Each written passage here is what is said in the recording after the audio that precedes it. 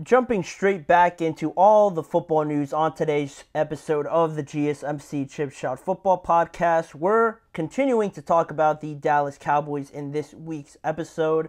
Today's episode, now finishing talking about CeeDee Lamb and his contract extension. Great news for the Dallas Cowboys, but now some unfortunate news on the other side of the ball for one of their defensive backs.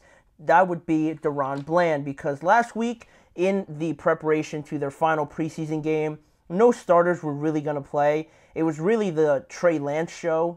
He played the entire game pretty much, and, it was all about the backups and getting the necessary reps to make any final decisions on the final 53-man rosters that have to be finalized by tomorrow at 4 p.m. Eastern Time. But in the lead up to that, one of their final practices before their Saturday game, their all-pro defensive back, DaRon Bland, was feeling some discomfort in his foot on Wednesday during their practice, and then afterwards, he got more of an evaluation done on his foot, and the scans and the examinations revealed that there was a stress fracture in DaRon Bland's foot, which now means he will have to undergo surgery, and he'll likely be out for the next 6 to 8 weeks, which is pretty crushing for the Dallas Cowboys just because of everything that was swirling around them. If they didn't get that CeeDee Lamb extension done just today, this would have looked a lot worse than in hindsight, in totality, obviously, if they still didn't have their wide receiver there, and now their top one or top two corner was going to be out for pretty much the first month and a half. This would have almost been the worst case scenario for the Dallas Cowboys, so fortunate for them, they got it together and extended CeeDee Lamb. But more on DaRon Bland, based on his timeline and the 6 to 8 weeks that he's projected to miss for the start of the regular season. The first 4 weeks of the season, he will most likely miss if he is going to be out about 6 weeks at the earliest. So in terms of the Cowboys schedule and the teams they'll be playing, the first week 1 matchup, it'll be against the Cleveland Browns. So that one's going to hurt, not having DaRon Bland out there. You're going to have Trayvon Diggs obviously back, but it would have helped a lot to have him there, switching on and off with Amari Cooper, not just having Amari motion over to the other side of the field and be away from one of your top corners. That's the luxury you have, obviously, right, with having Bland and Trayvon Diggs. But now that could be a potential issue, and also the Browns added Jerry Jeudy, who is trying to rebuild and reestablish himself in a new situation, now moving on from the Denver Broncos. So that'll be an interesting one, not having DaRon Bland, especially at Cleveland. It should make it a bit tougher, obviously, against that defense, not to mention as well for the Dallas Cowboys. And also, week 2, they're going to be at home, their home opener against the New Orleans Saints, and it should be a little bit easier on paper, but honestly, I had so many questions about this Cowboys roster and just team and how it was going to look. I honestly didn't think CeeDee Lamb would be back. I felt like the Cowboys were just going to keep stalling, but that should be a win in week 2 at home in Dallas against the New Orleans Saints. And then you move on to week 3 at home again against the Baltimore Ravens, and you're hosting the current AFC conference appearance team. They didn't win the conference championship. I almost said they did, but they made it there at least. And coming off of the bat of last year, how successful they were. Now another year for Zay Flowers, another year for Lamar, getting further in the playoffs. Not to mention they add Derrick Henry. Yeah, they might not have wide receivers that you might technically not need to have a DaRon Bland or a Trayvon Diggs completely shut down, but still, this offense is very, very explosive now with the combination of Lamar and Derrick Henry. Those guys, more often than not, are going to have to tackle one of these guys, one of these runners, instead of covering. So that going up against a high-powered Ravens offense should be a little bit more tricky, but not as hard as having, a number one, a 1B type of receiver on the opposite sideline. So that one could go either way. I might still give it to the Ravens, but either result wouldn't surprise me.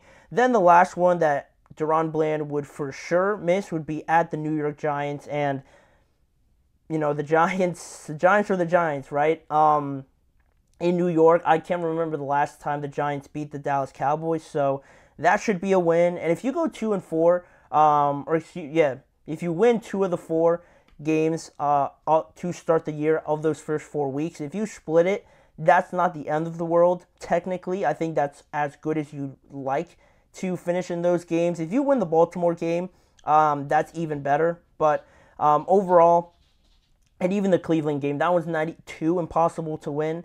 But those are definitely the tougher ones. They should win against the Saints, and they should win against the Giants, even without DaRon Bland. But that's at the earliest expected return date for DaRon Bland, because then he has a chance to return at Pittsburgh in their following game after the New York Giants, but that's about 6 weeks, so he could technically take longer, and that's when it gets a little bit more difficult, because at Pittsburgh is already going to be a little bit tougher than, say, the Giants and the Saints, and around the same level of difficulty as the Cleveland Browns.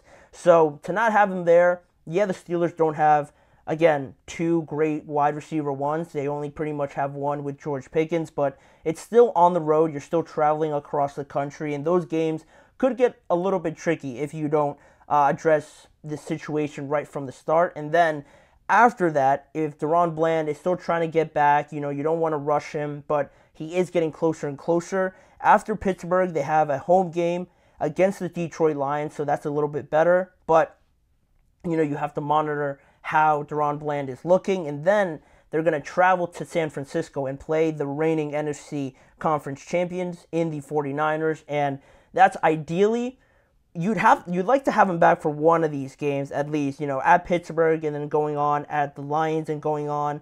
You don't want him to miss all 3 of those games because, yeah, he might be getting extra rest, but all those games could, worst case scenario, go wrong. The only one that I'm sure they're more favored in is against Pittsburgh, and that's, again, on the road. It could get a little bit tricky if you don't handle your business. So that's a tough stretch of games that you would like DaRon Bland to come back, hopefully, if he's able.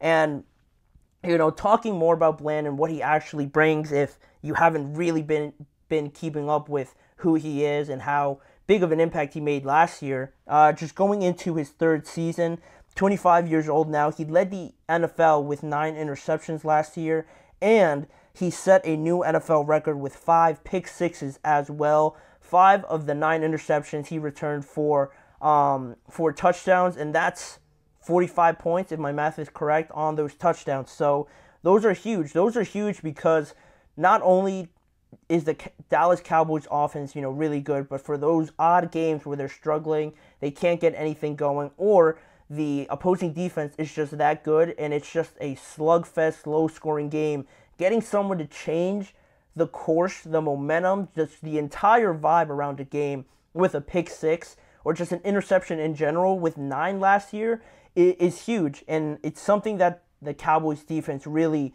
thrived off of last year because they weren't so dominant in stopping the run. They weren't so dominant in stopping the pass per se. Big part of that is not having Trayvon Diggs, obviously, and then the Cowboys' run defense has been a problem for the last few years, but those turnovers really kill any sort of good feeling, any sort of momentum that the opposing offense is starting to generate. You almost feel like you have your backs against the wall, you're almost backpedaling, and you can't stop an opposing offense, but just out of nowhere, DaRon Bland comes out of nowhere, jumps a pass, or he reads it perfectly and gets an interception, and that way it stops everything and it shocks the opposing offense that way. And now, if he starts building that reputation, you're almost, I wouldn't say afraid, but you're a little bit more cautious throwing it over to that side of the field because if you're a little bit late or if it's not placed in the right situation for your guy to get it or for it to just go out of bounds, more often than not, he's going to make a play on it, and then that way you don't want to ruin the game if you're an opposing quarterback and throw him an interception, right? And not to mention that, but the Cowboys were looking so forward to having that partnership with Bland and Trayvon Diggs on either side of the ball because similarly to Trayvon Diggs about 2 seasons ago, they were almost in the same situation. Trayvon Diggs picked off every ball, it seemed like, that came his way, and now you had 2 of those guys being turnover machines. It was going to be a lot of fun, ideally, for the Dallas Cowboys defense. If they did lose a lot of guys, just this offseason, they had Leighton Vander Esch retired. Dorrance Armstrong went to the Commanders. Stephon Gilmore signed with the Minnesota Vikings. Dante Fowler Jr. also went to the Commanders as well.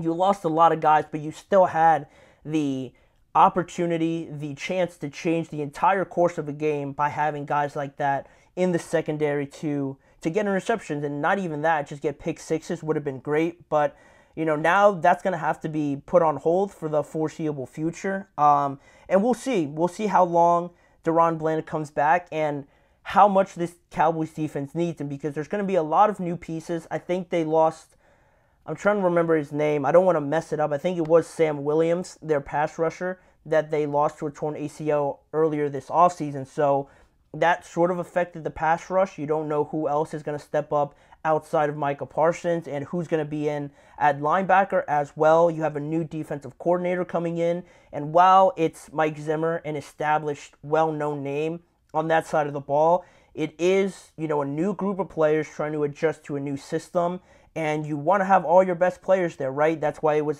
such a big deal when Micah wasn't there, but now you get him back, but unfortunately you lose DaRon Bland. So it's just another hurdle. All teams deal with injuries like this. A bunch of teams have had season-ending injuries already to some of their most prominent players, but this Cowboys defense should be, I don't expect them to fall off of the face of the earth, but this does raise some more difficulty, and it does put a little bit more stress on the offense to maybe know now that this defense might not be as locked down as it was before. So the margin of error shrinks a little bit because you don't have that leeway knowing that you can just get a turnover, know that your defense is going to stop them. More pressure on the offense, and an offensive side of the ball that has more questions, I would even say, than the defensive side of the ball. So how they ramify that will be something to keep an eye on. But for right now, that is all the news we have on the Dallas Cowboys. We're going to move on to some other topics on today's show.